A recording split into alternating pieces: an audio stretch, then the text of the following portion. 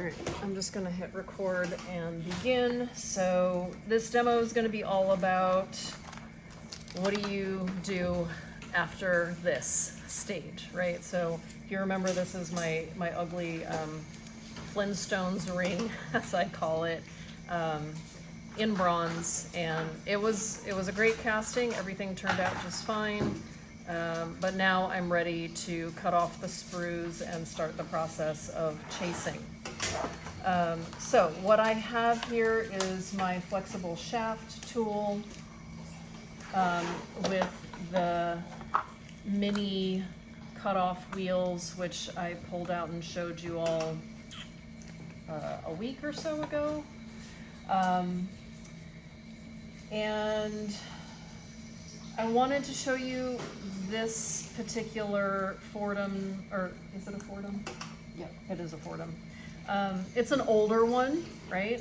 But I think that a couple of you have picked these up and you're like, how on earth do you even get the bits in and out of this thing? Because it doesn't have the chuck key.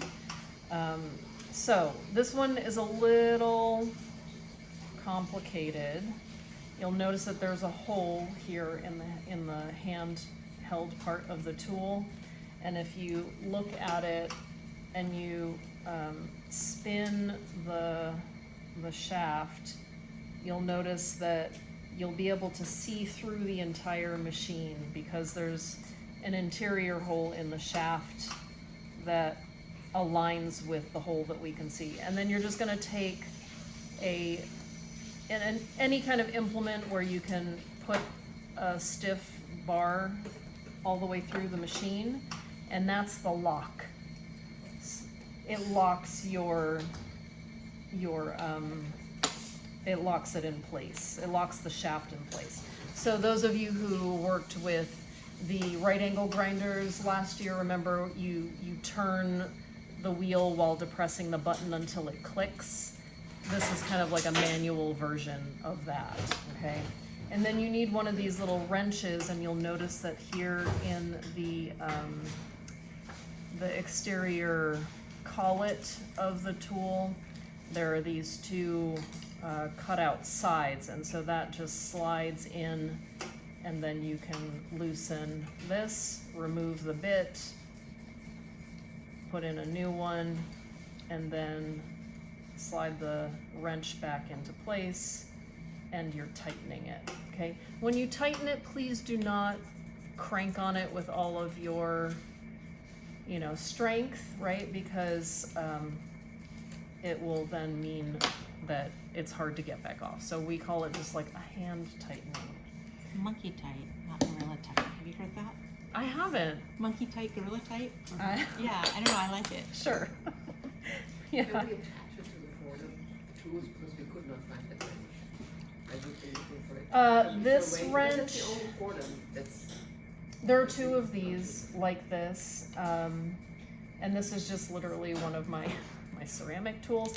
These wrenches live next door on the far wall because we do use these wrenches with the pneumatic tools as well.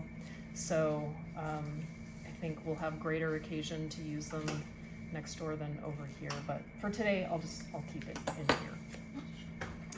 Okay, and if you all remember that the Fordham, you're operating with the pedal, right?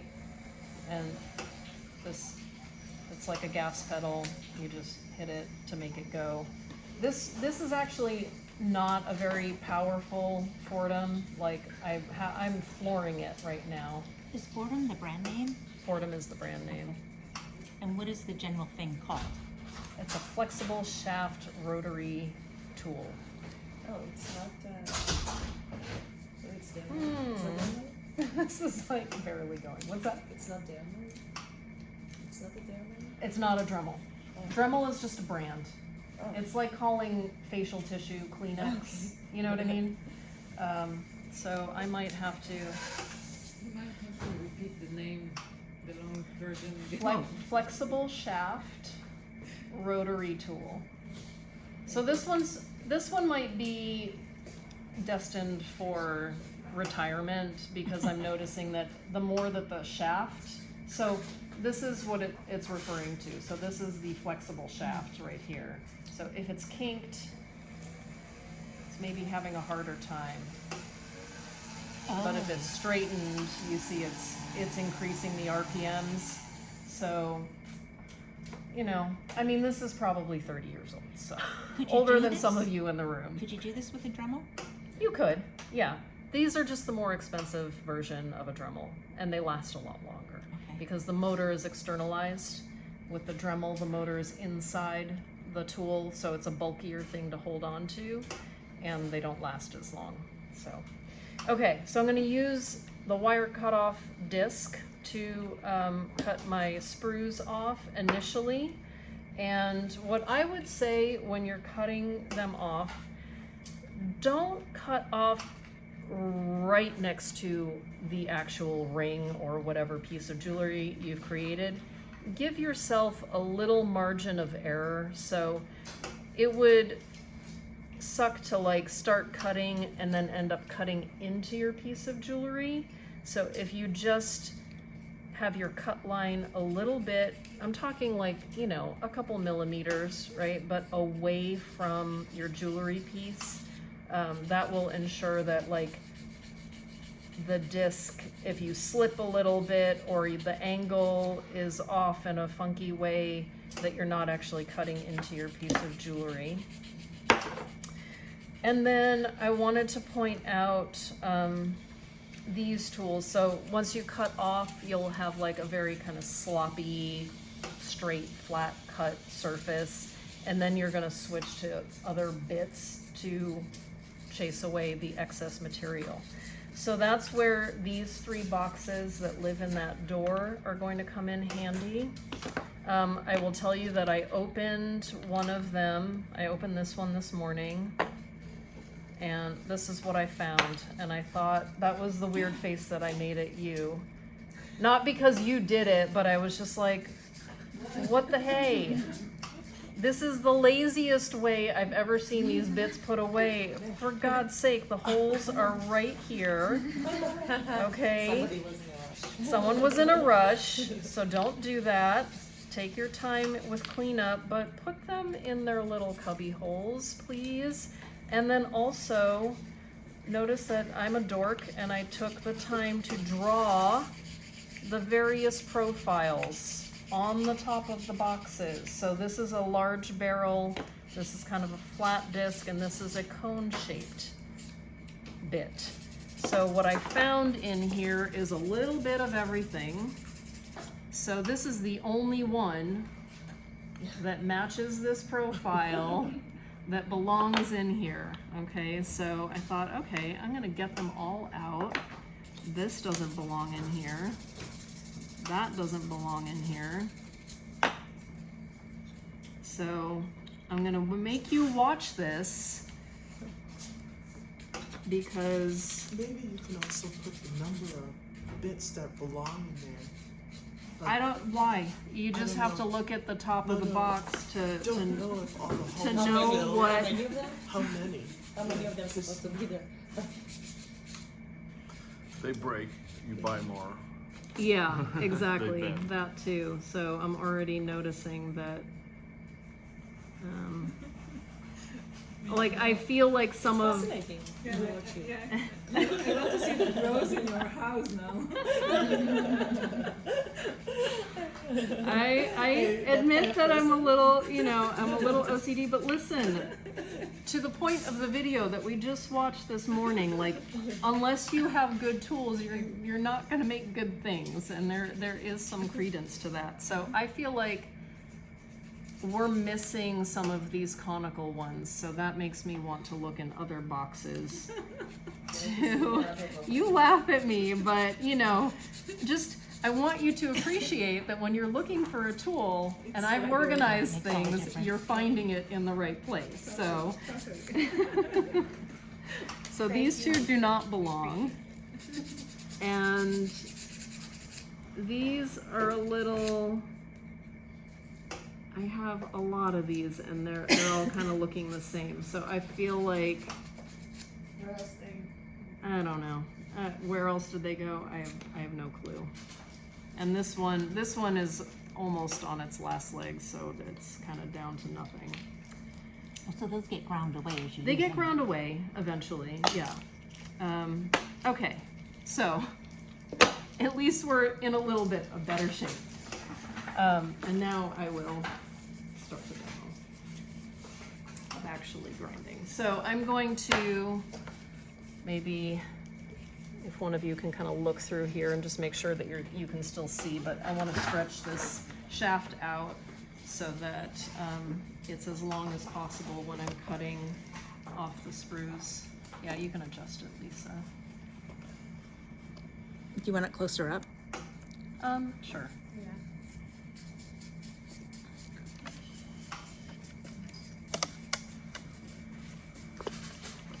We can't go any lower, can it? Not really, but you can zoom in. You're gonna edit this a little? No. Or are you gonna keep all this sorting on there? I am just gonna let you suffer through the. Oh, so we'll let even more. Okay. Oh wait, now you just moved it. Well, I'll see where you're gonna put it. No, you let me know if I'm Okay, go a out of little frame. bit that direction. Okay, There you go. all right, so. You want to have eye protection when you're doing this, and you can just hand hold this, I feel like. Let's have you turn a little bit, so because your hand is kind of blocking. Or maybe I'll take this over here. Yeah, so you will create some shavings in the process. And so Glasses are okay. glasses are okay. I mean, if you have the ones that are down below that table, they have that like wraparound feature, like that's a little bit better. Or you can grab one of the face shields from next door as well. Maybe you could sit down. But Oh, just yeah. I was gonna go and check and make sure she's still on the Yeah. thing. Sorry. be prepared that it's Oh, yeah. you You are guys are in going to charge for that, create shavings, right? And it is going to kind of spit at you. So if you are bothered by the debris, you know, this is where like long sleeves can be helpful, and Sonia's working with gloves on, so you know, just pay attention to that and you can kind of adjust. But I'm mostly concerned about your eyes in this process, so just make sure that you've got some kind of eye protection.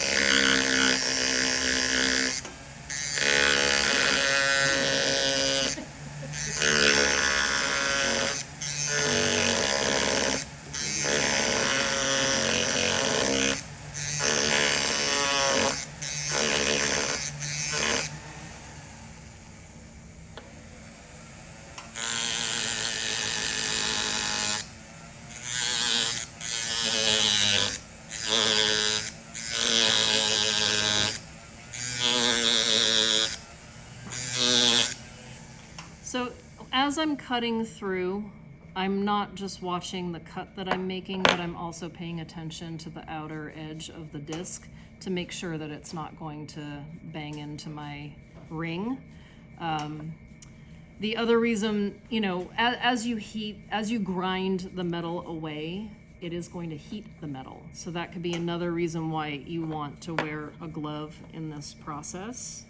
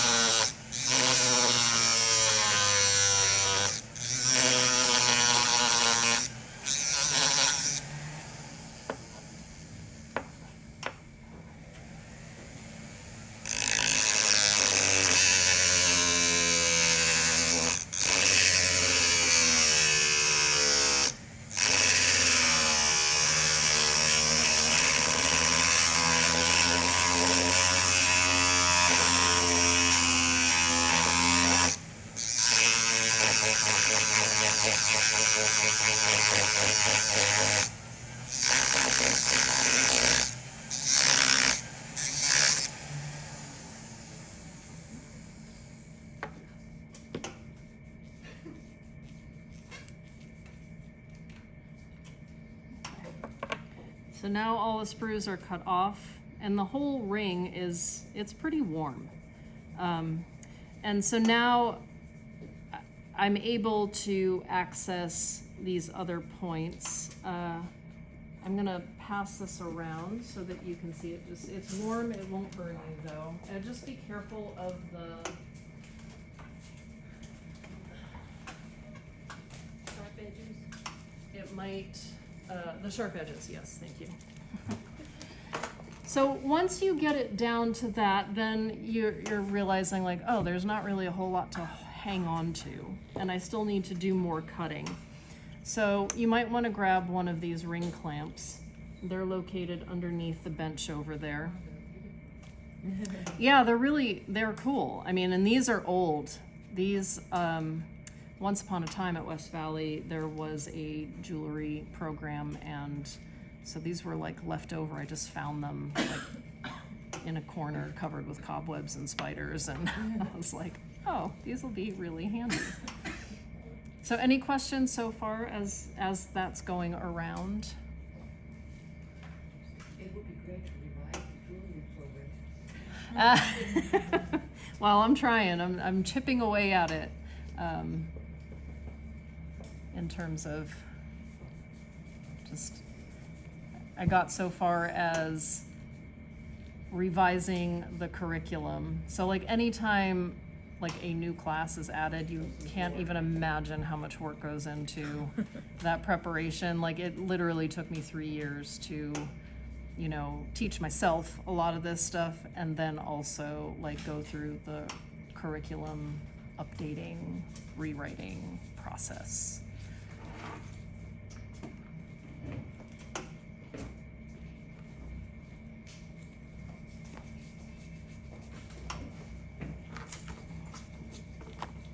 Any other questions as it's going around?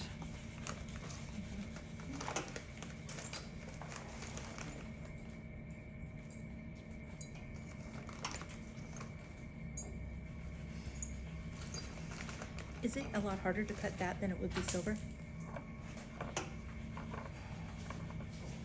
Not really.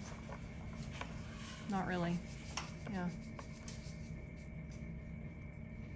And I'm guessing gold would be easier, because it would be softer, right? I full disclosure, I've never worked with gold. Yeah, I've worked a ton with steel, copper, brass, bronze, and silver.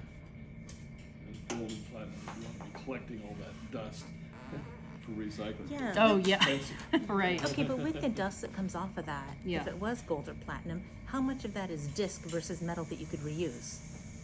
I would say I wouldn't reuse that. it because, yeah, as you'll notice that this disc, because people have been using this, look at how much smaller Wow. it is, right? So as you use these cutoff wheels, they diminish in size. So this is very contaminated bronze at this moment. Okay, so the way that the ring clamps work is that you put the ring on the, you'll notice that one end has like a little leather pad, right? And then you should find a wedge to put into the other end. And then you can put this, you can either hold it in your hand or you can put this into a clamp. That's so old-fashioned. That's awesome. Yeah, it is. They're really incredible. I mean, they're so useful. And so then I would just be a little more daring now that I've got the sprues off and cut down a little bit more. I think this is quite chunky piece, but if you are working on much like mine, much more small and delicate, Yep. will you work with the same knife? Not necessarily. So, I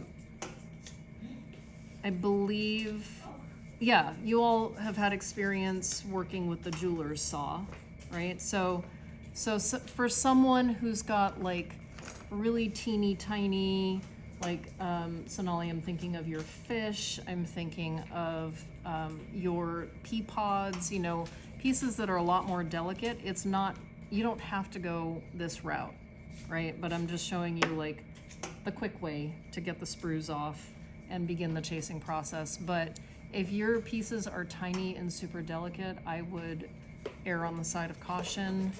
Don't use a rotary tool, use a hand saw to take them off. And then you could probably still use some of the bits, but you can also use files and sandpaper, right? So for every machine way to do something, there's also the manual way.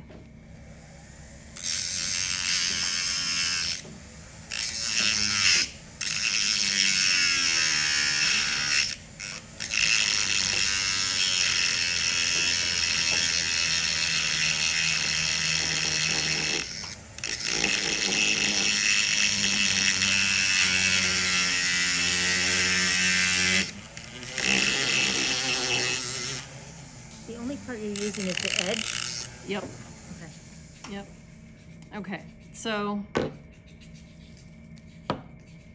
and if this was gold, I would keep that piece. Yes, right? it's a pretty big piece. Yeah. Okay, so any other questions about using the rotary disc to cut off?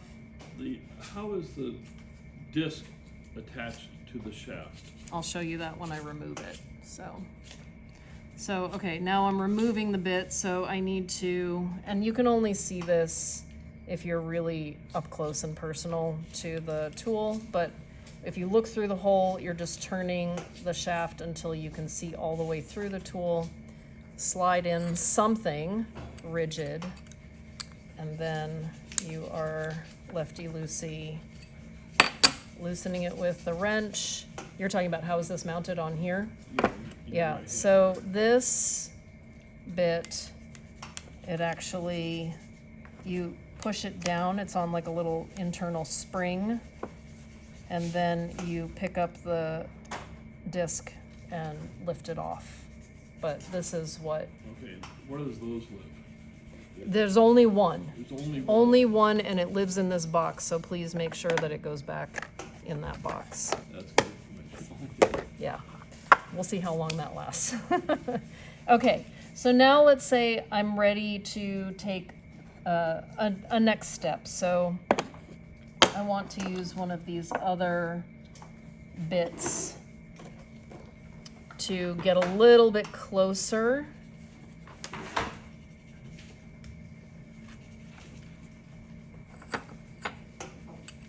To the body of the ring. So I'm going to put in my next bit.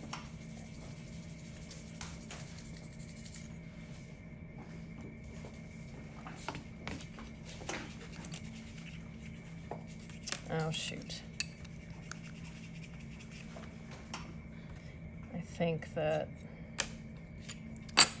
this machine, so just a little anatomy lesson on, your Dremel. So like the